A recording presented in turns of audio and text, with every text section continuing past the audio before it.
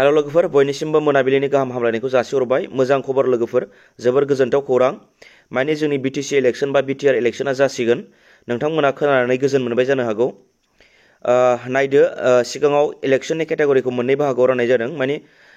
माने इलेक्शनखौ साननै खुंनाय जागोन आरो। गिबियावनो उदालगुरि आरो बाक्साखौ खुंनाय जागोन, ओमफ्राय बिनि उनाव क'क्राझार आरो चिरांखौ खुंनाय जागोन आरो। माने इलेक्शनखौ मोननै रोखोमाव बानायनाय जादों। दायो नायदो, डिसेम्बरनि 7 तारिख समबार बारायखालि इलेक्शनखौ जागायजेनगोन। उदालगुरि आरो बाक्सा बे मोननै डिस्ट्रिक्टआव मा जागोन?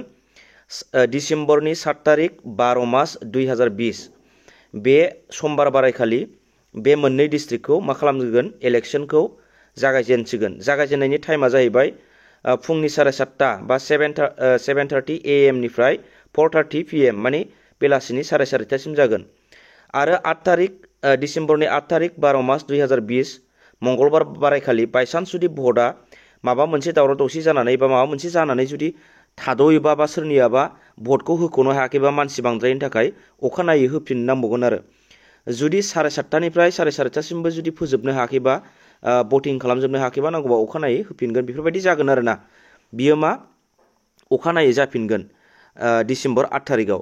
दानिया फैदो जोंनि क'क्राझार आरो चिरां डिस्ट्रिक्टआव। क'क्राझार आरो चिरां डिस्ट्रिक्टआव जागोन डिसेम्बरनि 10 तारिखनिफ्राय स्टार्ट जागोन।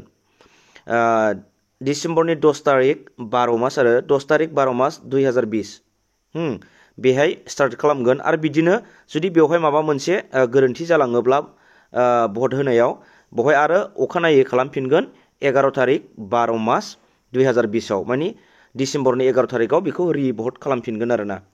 दानिया फैदो, रिजाल्टआ माला जागोन? जों बेखौ मिन्थिना लानाया गोनांथार। रिजाल्टआ अखानायैनो जागोन आरो ना, भट जोबनाय लोगो लोगो। माने सानसे थागोन।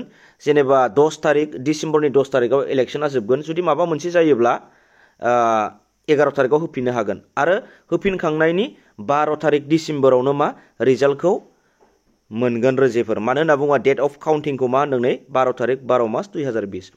जोबोर गोजोनथाव खौरां नोंथांमोना जुदि भिडिअखौ नायनानै मोजां मोनोबा प्लिज लाइक आरो शेयार खालाम आरो बयनोबो खोन्थाना होदो। बाय बाय।